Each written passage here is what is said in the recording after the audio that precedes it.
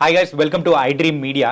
So present అయితే software people వాళ్ళైతే ఎంత డబ్బులు సంపాదిస్తూ ఉంటారు, ఎంత బాగుంటారు కదా. కానీ వాళ్ళ లైఫ్ స్టైల్లో ఎక్కువసేపు కూర్చొని మాత్రమే పని చేస్తుంటారు.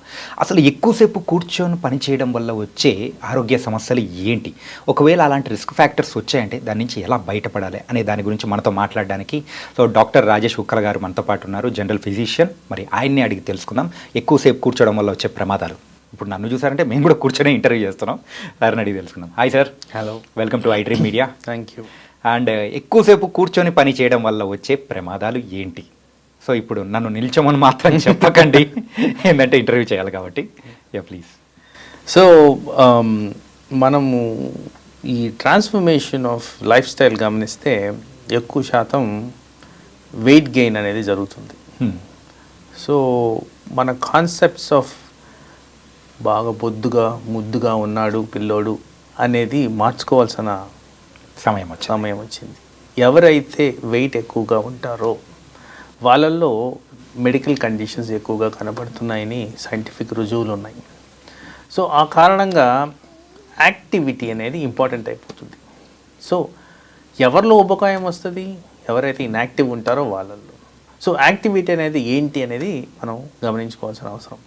సో ఇక్కడ మన కాంటెక్స్లో కూర్చోవడం వల్ల వచ్చే అనర్థాలు, నిల్చున్నా కానీ బెటర్ అంట కూర్చోవడం కన్నా. గమనించారా? ఎవరైతే ఎక్కువసేపు కూర్చుంటారో వాళ్ళల్లో లైఫ్ స్పాన్ తగ్గిపోతుంది, వాళ్ళల్లో మెమరీ ప్రాబ్లమ్స్ వస్తున్నాయి, ఇంకా వేరే అనర్థాలు ఉన్నాయి. బట్ సింపుల్గా కూర్చున్నందుకు లైఫ్ స్పాన్ తగ్గిపోతుందంటే మీరు ఆలోచించాల్సిన అవసరం ఉంది. సో ఎప్పుడైతే మనము బాడీకి యాక్టివిటీ తగ్గిస్తున్నామో సర్క్యులేటరీ కెపాసిటీ అనేది తగ్గిపోతుంది. అంటే వివిధ అవయాలకి వెళ్ళాల్సిన సబ్స్టెన్సెస్, ప్రక్రియలు, జీవక్రియలు ఇవన్నీ జరగడం తగ్గిపోయినందువల్ల బాడీలో వివిధ రకాల ప్రాబ్లమ్స్ వచ్చేదానికి ఆస్కారం ఉంది. సో మీరు కామన్గా గమనిస్తే మీరు ఐటీ ప్రొఫెషనల్స్ గురించి చెప్పారు. ప్రొలాంగ్డ్ సిట్టింగ్ వల్ల వాళ్ళకు వచ్చేవి ఎక్కువ శాతం మస్కిలోస్కెలిటల్ డిజార్డర్స్, అంటే కండరాలు ఎముకలకు సంబంధించిన సమస్యల్లో ఎక్కువ శాతం చూస్తాం.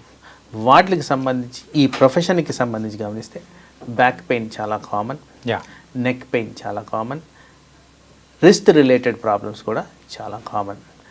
యంగ్ ఏజ్లో ఇలాంటి సమస్యలు ఎక్కువగా చూస్తున్నాం. So in general scientific data analysis తీసుకుంటే మీరు కానీ 2 hours కన్నా ఎక్కువ శాతం కూర్చొని సిస్టమ్ ముందు వర్క్ చేస్తే కంపల్సరీ బ్రేక్ తీసుకోవాలి, దానివల్ల ప్రొడక్టివిటీ పెరుగుతుంది అని కూడా నిరూపించారు.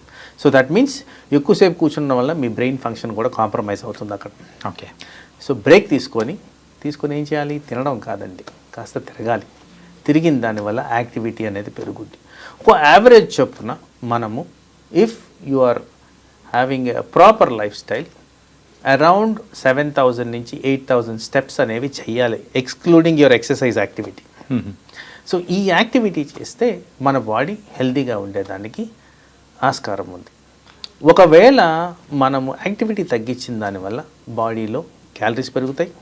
క్యాలరీస్ పెరగడం అంటే ఫ్యాట్ పెరుగుతుంది. ఫ్యాట్ పెరగడం అంటే డయాబెటీస్, హైపర్ టెన్షన్, ఉబకాయం, ఆర్థరైటిస్ ఇవన్నీ దారితీస్తూ ఉంటుంది. అండ్ రీసెంట్ టైమ్స్లో అయితే ఎక్కువగా కూర్చొని పని చేయడం వల్లే హార్ట్ అటాక్స్ అనేది కూడా వస్తున్నాయని కూడా. అవే కదా ఇప్పుడు హార్ట్ అటాక్స్ రావడానికి దారితీసే మూల కారణం ఏంటి? కొలెస్ట్రాల్. అది యాక్సెప్టెన్స్ లేదు. సోషల్ మీడియాలో ఏదో చెప్పేస్తున్నారు ఈ మధ్య కొలెస్ట్రాల్ వల్ల ఏం కాదని. Main reason blockage of blood vessel, బ్రెయిన్కి కానీ హార్ట్కి కానీ జరిగేది కొలెస్ట్రాల్ మూలాన్ని.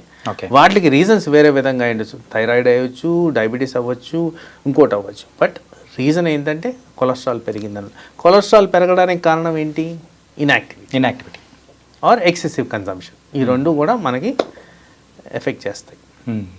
అండ్ ప్రజెంట్ అయితే అలాంటి లైఫ్ స్టైల్ అయితే కంటిన్యూస్గా కూర్చొని వర్క్ చేస్తూనే ఉంటారు, వాళ్ళకి వేరే ఆప్షన్ అనేది ఉండదు. కాకపోతే మీరు చెప్పినట్టు ఎవ్రీ 2 hours కన్నా లేచి తిరగాలి అని చెప్పేసాను. ఎంతసేపు ఆ బ్రేక్ అనేది తీసుకొని తిరిగితే బెటర్ అంటారు? ఈ కాంటెక్స్ట్లో నేను ఒక ఫ్యూ సైటేషన్స్ ఇవ్వదలుచుకున్నాను. Please sir. సో దీని మీద ఒక సైంటిఫిక్ అనాలిసిస్ జరిగినప్పుడు ప్రొఫెషనల్ డ్రైవర్స్ ఎవరైతే ఉంటారో వాళ్ళ మీద ఒక స్టడీ జరిగింది. ఆఫ్కోర్స్ వెస్టర్న్ పాపులేషన్లో జరిగింది. సో వీళ్ళల్లో గమనించింది ఏంటంటే ఈ ప్రొఫెషన్లో ఉన్న వాళ్ళల్లో driving profession, conductors, ticket collectors వీళ్ళందరూ కూడా ఒకటే ప్రొఫెషన్ కింద కేటగిరైజ్. డ్రైవర్స్లో ఎక్కువ శాతం heart related conditions or health related conditions ఎక్కువగా గమనించారు. ఎందుకంటే డ్రైవర్ ఎప్పుడూ కూర్చొనే ఉంటాడు, కండక్టర్ ఎక్కువ తిరుగుతుంటాడు. సో వీళ్ళల్లోనే ఈ గ్రూప్లోనే difference of life span, difference of disease, difference of heart attacks, difference of brain attacks అనేది గమనించారు. సో ఈ యాక్టివిటీ పరంగా చెప్తే నేను ఆల్రెడీ 7,000 స్టెప్స్ ఆర్ 8,000 స్టెప్స్ చేయాలంటున్నాను కాబట్టి మీకు దానికి అనుగుణంగా మీ బ్రేక్లో దాన్ని కవర్ చేసేటట్టు చూడండి. Don't SIT enjoy coffee or biscuit, walk around, make a count. ఇప్పుడు అందరూ స్మార్ట్ ఫోన్స్ వాడుతున్నారు, స్మార్ట్ వాచెస్ వాడుతున్నారు. అది పెట్టుకొని కౌంట్ చేసుకోండి. దాని కారణంగా మీ యాక్టివిటీ పెరుగుద్ది. అండ్ మీరు కూర్చొని ఉంటే వచ్చే ప్రభావాల గురించి చెప్పారు. కాకపోతే అంటే యాక్టివిటీస్ చేయడం వల్ల వచ్చే బెనిఫిట్స్ ఏంటంటారు సార్? సో జనరల్ రికమెండేషన్లో నేను ఎక్సర్సైజ్ అనేది ఒక ఇంపార్టెంట్ యాక్టివిటీ, దాంతోపాటు మెడిటేషన్ చేయమంటున్నా, యోగా చేయమంటున్నాను. అయితే ఈ యాక్టివిటీ దీర్ఘకాలంలో చేసిన దానివల్ల, అంటే ఈరోజు రేపు మొన్న కాకుండా లైఫ్ లాంగ్ ఒక 30-40 ఇయర్స్ మనం కానీ చేసిన దానివల్ల ఎవరైతే ఏజ్డ్ పీపుల్ ఉంటారో వీళ్ళల్లో గమనించింది ఏంటంటే మజిల్ స్ట్రెంగ్త్ అండ్ టోన్ బెటర్గా ఉంటుంది. యాక్టివ్ ఉన్న వాళ్ళల్లో బోన్ స్ట్రెంగ్త్ బెటర్గా ఉంటుంది, బ్యాలెన్స్ అనేది బెటర్గా ఉంటుంది. ఎందుకు వీటి గురించి మాట్లాడుతున్నానంటే ఎక్కువ శాతం ఎల్డర్లీ పాపులేషన్లో ఒక స్టేజ్ తర్వాత మేజర్గా కాంప్లికేషన్స్ వచ్చేది ఫాల్స్ ఎట్ హోమ్, అంటే కింద పడిపోవడం, బ్యాలెన్స్ తప్పు, మెకానికల్ ఫాల్, తట్టుకోను, చూపు కనపడకుండా ఏదో కారణంగా పడిపోతారు. దానివల్ల చాలా అనర్థాలు జరుగుతాయి. ఫ్రాక్చర్స్ ఎక్కువగా, హెడ్ ఇంజరీస్ ఎక్కువగా, ఇలాంటివి చాలా ఫ్రీక్వెంట్గా ఆ ఏజ్డ్ పాపులేషన్లో గమనిస్తాం. ఎవరైతే యాక్టివిటీ మెయింటైన్ చేస్తారో వీళ్ళల్లో లెస్ అమౌంట్ ఆఫ్ ఇట్లాంటి ఇన్సిడెంట్స్ జరిగేదానికి ఆస్కారం ఉంది. అలాగే ఎప్పుడైతే మజిల్ మాస్ ప్రాపర్గా ఉంటుందో ఫ్యాట్ మాస్ తగ్గేదానికి ఆస్కారం ఉంది. సో న్యాచురల్గా వచ్చే ఏజ్ రిలేటెడ్ చేంజెస్లో ప్రతి అవయము ఫెయిల్ అవుతూ వస్తుంది. That is age related change. దాంట్లో డయాబెటీస్ ఒక ప్రక్రియ. సో ఎవరికైతే మజిల్ మాస్ బెటర్ ఉంటుందో వీళ్ళల్లో యాక్టివిటీ ఉండడం వల్ల డయాబెటీస్ వచ్చే ఛాన్స్ తక్కువగా ఉంటుంది. అలాగే బ్లడ్ ప్రెషర్. సో ఇలా చాలా బెనిఫిట్స్ దీర్ఘకాలంలో కూడా వస్తున్నాయి.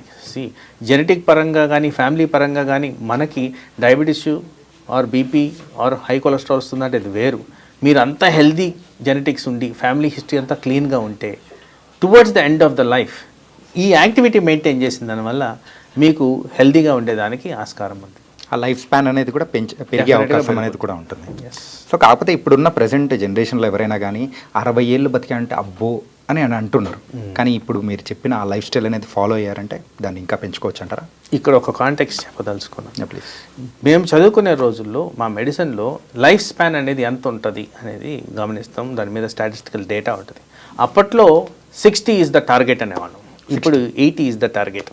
సో 80 ఇయర్స్ వరకు ప్రాపర్గా హెల్తీగా ఉండడం ఎప్పుడు కూడా పెద్దవాళ్ళందరూ అగ్రీ చేస్తారు. Always a beneficial effect. ఒకరి మీద డిపెండెంట్గా ఉండడం అనేది చాలామందికి నచ్చదు. సో యాక్టివిటీ మెయింటైన్ చేసి ప్రొలాంగ్డ్ ఇన్యాక్టివిటీని అవాయిడ్ చేసిన దానివల్ల ఉబకాయం, డయాబెటీస్, హైపర్ టెన్షనే కాకుండా లైఫ్ లాంగ్ ఇండిపెండెంట్గా ఎవరి మీద డిపెండ్ అవ్వకుండా మీరు బతికేదానికి ఆస్కారం ఉంటుంది. యా. అండ్ ఇంకొకటి ఏంటంటే పాతకాలం మనుషులు ఇప్పుడు ఎవరైతే వృద్ధులుగా అయ్యారో ప్లస్ 60 అయ్యారో సో వాళ్ళల్లో ఉన్నంత హెల్తీగా ఇప్పుడున్న 30sలో ఉన్న వాళ్ళు ఉండలేకపోతున్నారు. సో ఎందుకు రీజన్ ఏంటంటారు? దట్ ఈస్ బికాస్ ఆఫ్ నాణ్యత లేని ఫుడ్ తింటున్నాం మనం. And food is more processed. ఆ కాలంలో వాళ్ళు 10 కిలోమీటర్లైనా నడుచుకొని వెళ్ళిపోయేవాళ్ళు. ఇప్పుడు మనం 10 స్టెప్స్ వేయడానికి కష్టపడుతున్నాం. ఇంట్లో ఉండి టీవీ ఆన్ చేసుకోవడానికి కష్టపడుతున్నాం, ఇంట్లో ఉండి ఫ్యాన్ ఆన్ చేసుకోవడానికి కష్టపడుతున్నాం. మరి ఇలాంటప్పుడు ఇన్యాక్టివిటీ కాకపోతే ఇంకేం వస్తుంది? దానివల్ల అనర్థాలు కాకపోతే ఇంకేం వస్తున్నాయి? సో అందుకోసం వాళ్ళు హెల్తీగా ఉంటున్నారు, మనం అన్హెల్తీగా ఉంటున్నాం. ఓకే. మొత్తం మీద అయితే మన బాడీకి యాక్టివిటీ అనేది తగ్గిపోయింది, కంఫర్ట్ జోన్లోకి వెళ్ళిపోయింది. Absolutely, absolutely. Thank you so much sir. కూర్చొని ఎక్కువసేపు ఉండడం వల్ల వచ్చే ప్రభావాలు ఏంటి అని ఒకసారి భయపెట్టేశారు. సో మనం ఇందాక నుంచి ఇంటర్వ్యూ చేస్తున్నాం కాబట్టి సో ఇంటర్వ్యూ అయిపోయిన వెంటనే నేను కూడా యాక్టివిటీ ఏదో ఒకటి చెయ్యాలి. Thank you so much sir for coming. So guys, ఎక్కువసేపు కూర్చోవడం వల్ల ఒక్కటి కాదండి చాలా ప్రాబ్లమ్స్ అనేది కూడా వస్తాయి, హెల్త్ ఇష్యూస్ ఇలా బోల్డ్ అని. కాబట్టి ఎవరైనా కానీ ఐటీ ప్రొఫెషనల్సే కాదు, వేరే ఏ ప్రొఫెషనల్స్ అయినా కూర్చొని చేసే జాబ్స్ ఏదైనా ఉన్నాయి అంటే ఎవ్రీ 2 hours ఒకసారైనా కానీ లేచి ఒక 10 నిమిషాలు అలా ఒక చిన్న యాక్టివిటీ లైక్ మరి వాకింగ్ చేయడము, అలా చేశారంటే ఖచ్చితంగా మరొకసారి మనమైతే ఆ ఒక వచ్చే దుష్ప్రభావాల నుంచి కూడా మనం తప్పించుకునే అవకాశాలు అనేది కూడా ఉంటాయి. మరి అయితే డాక్టర్ రాజేష్ గారు కూడా మనకు చెప్పారు కూర్చోవడం వల్ల వచ్చే ప్రమాదాలు, దాని నుంచి నివారణలు. సో మరొక ప్రోగ్రామ్తో మళ్ళీ కలుద్దాం. అంతవరకు take care. This is your Chanakya. See you.